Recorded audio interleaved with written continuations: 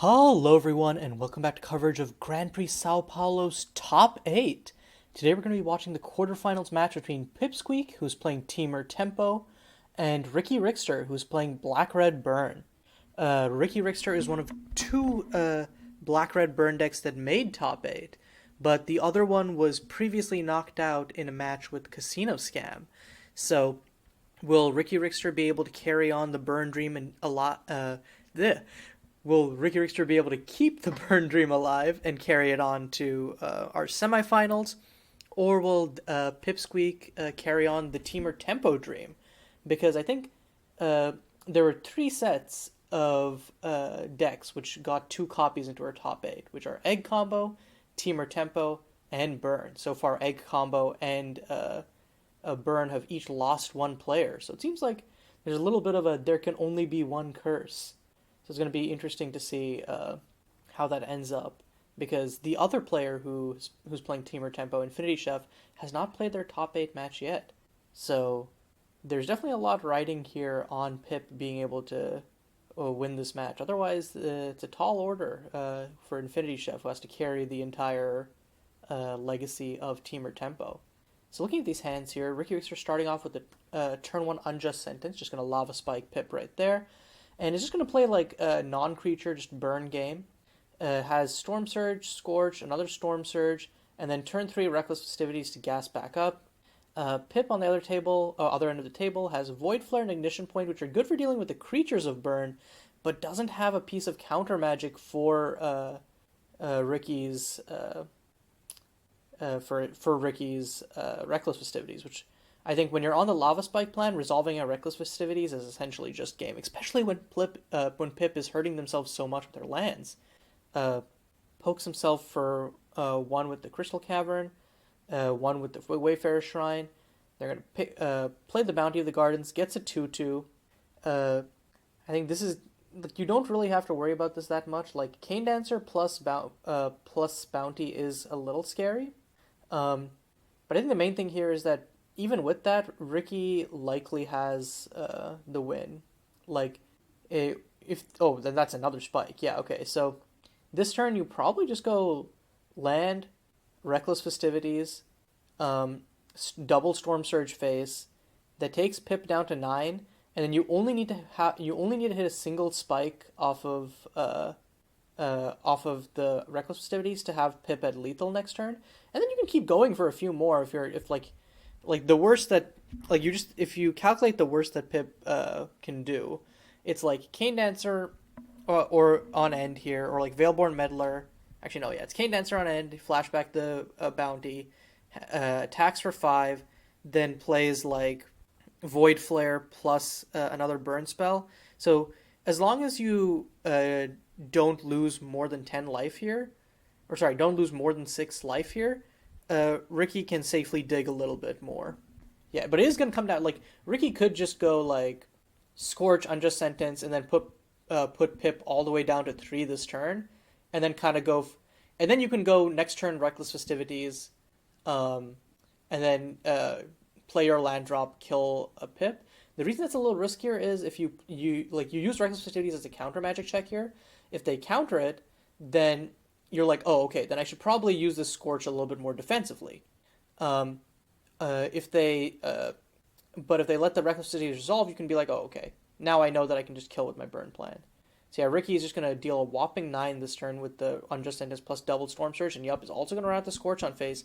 Puts Pip down to 3, and we are in single burn spell territory for Pip. So really, yeah, no reason not to just play the Cane Dancer here. So he's going to Cane Dancer back the Bounty, puts 5 power on board.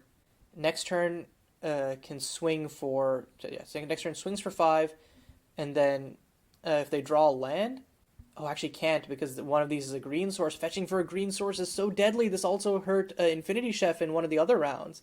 So they can only have 1 spell up.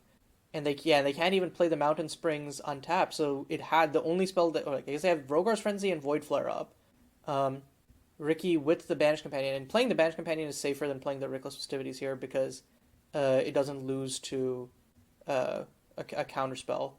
So Ricky just going to play the Banished Companion, swing out and takes game one in like basically under 5 minutes. Oh wait, no, I forgot. Pip does have the Void Flare, so yeah, never mind. Void Flare will kill it. Um, Pip surviving on one. Oh, Ricky. Oh no, Ricky gonna tap out for the Reckless Festivities now. I think this is a mistake. No, don't do it. And playing the hot. Oh no, I think they just lost. Hold on.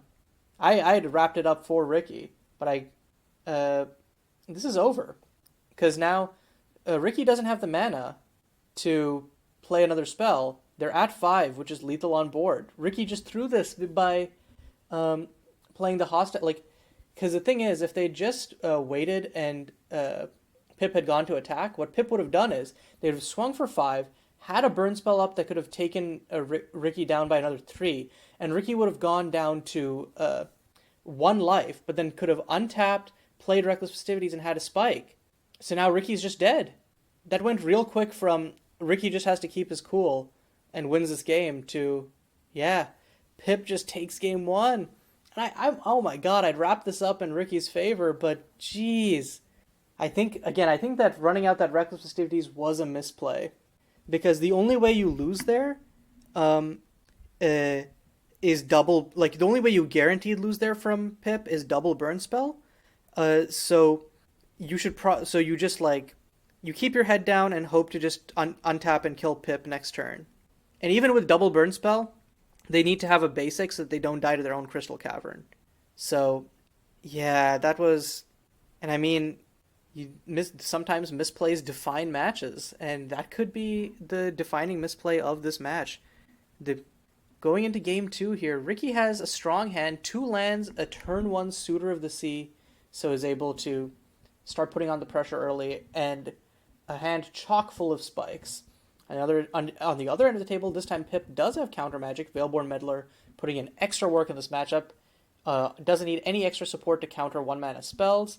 And then Cosmic Sinkhole is a little bit worse in this matchup, but can still do work, especially against Reckless Festivities, because they really want to play that on curve. And then the burn spells will emphatically take care of stuff like Suitor.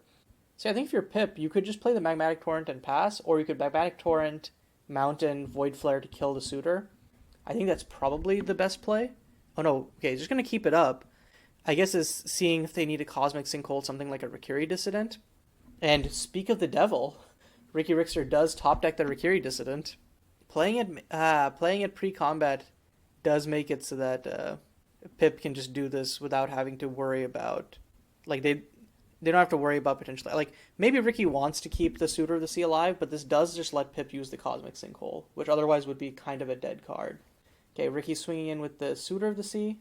Oh, and Ricky missed both players missing a Suitor of the Sea trigger. I don't know, like for Pip, it's like a it's a missed detrimental trigger, or like, I guess it's Ricky's job to remind Pip or put it on the stack, if Pip misses it. Yeah, I'm not sure if I should intervene as a spectator here. We'll definitely ask the judge there. But in a match where like life margins are so tight, like again, Pip survived on 1 life last game, forgetting to ping 1 with Suitor of the Sea could be another game-defining misplay. Okay, so Ricky's once again going to swing in with the Suitor of the Sea. Pip has a choice here. They can either, they're just going to take it, keeping up both the Ignition Point and the Veilborn Meddler here. The thing is, like, they have to counter the last one, because if they don't, Ricky can just Basalt Charm to kill the Veilborn Meddler, or, well, I guess at this point it actually doesn't matter, because Pip has to counter one of these.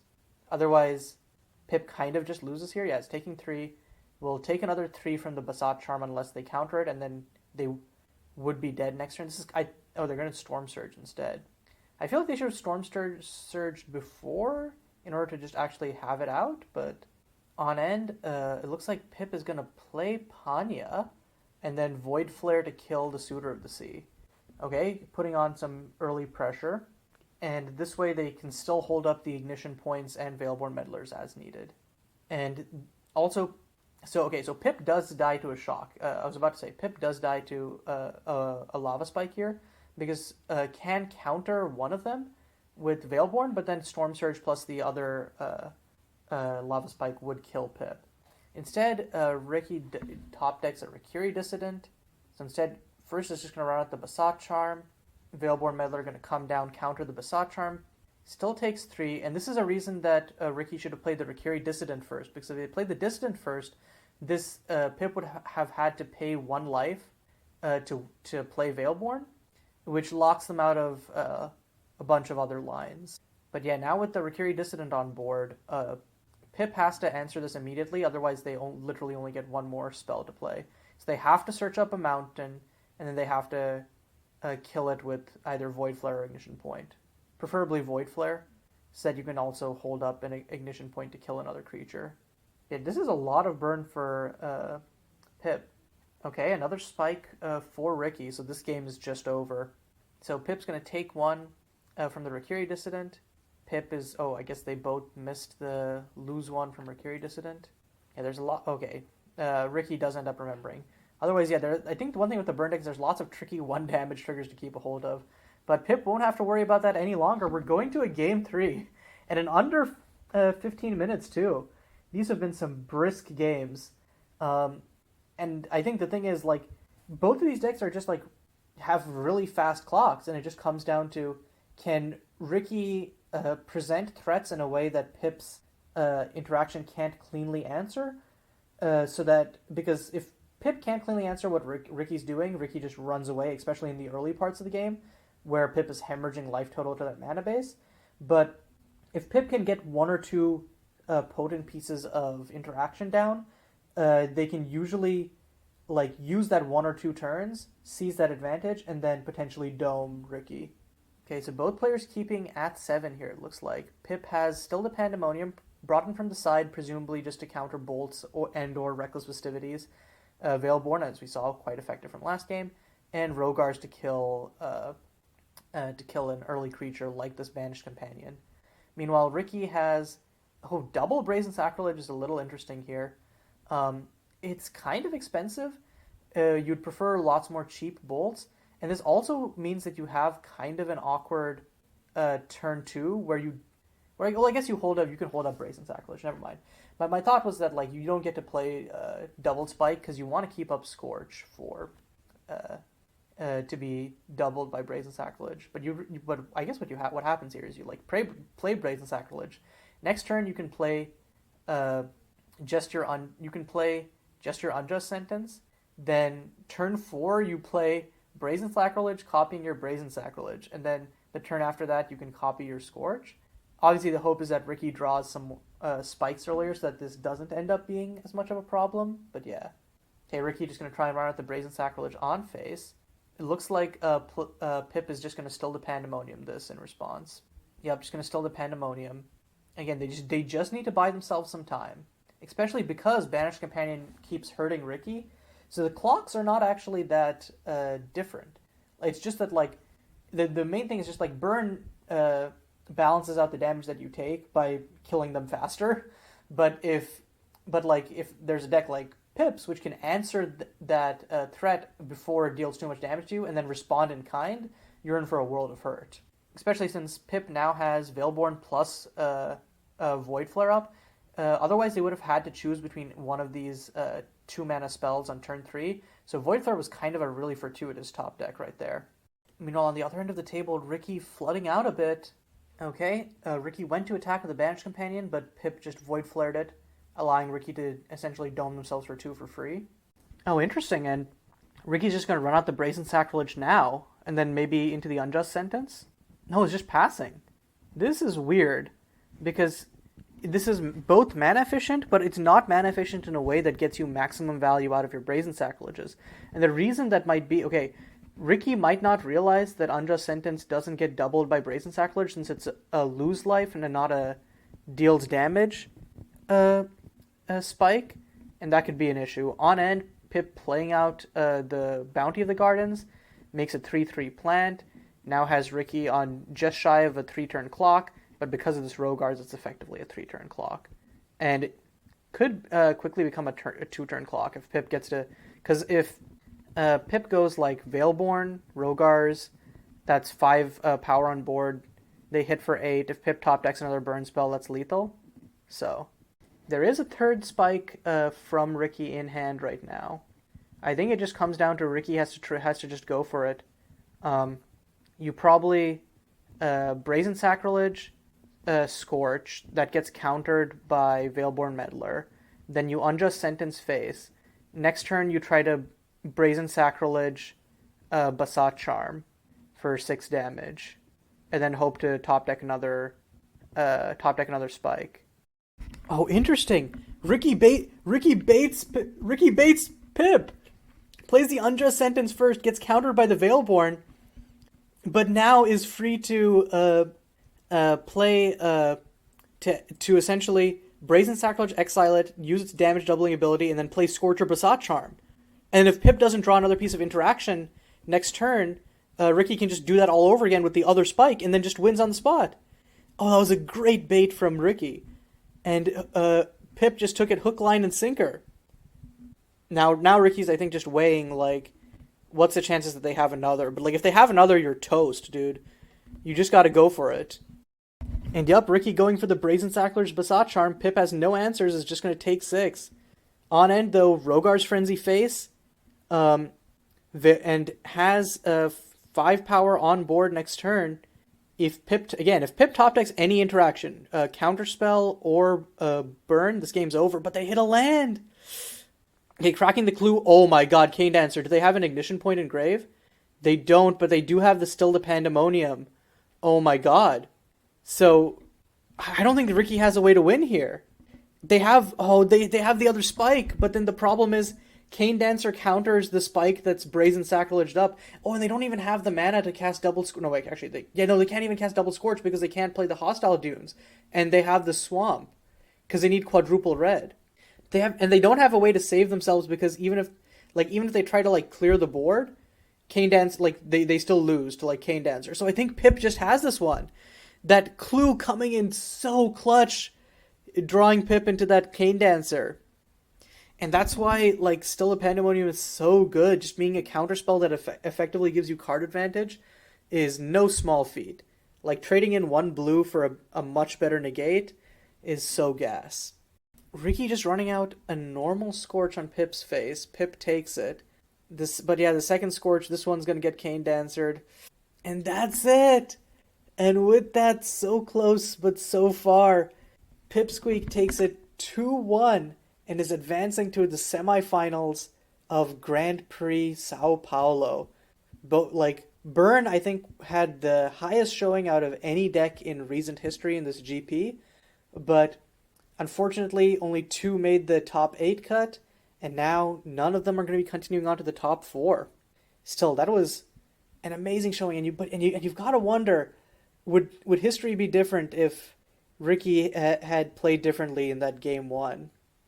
But, I think if Magic was a game about playing perfectly, then we would just throw some robots up and call it a day. The reality is Magic is a game made to be played by people, and people are fallible and mistakes happen, and that's okay. And that makes for varied and interesting gameplay. So, good games to both of these players, and I'll see you next time on one of our other quarterfinals matches. But until then, this is Caillou signing off.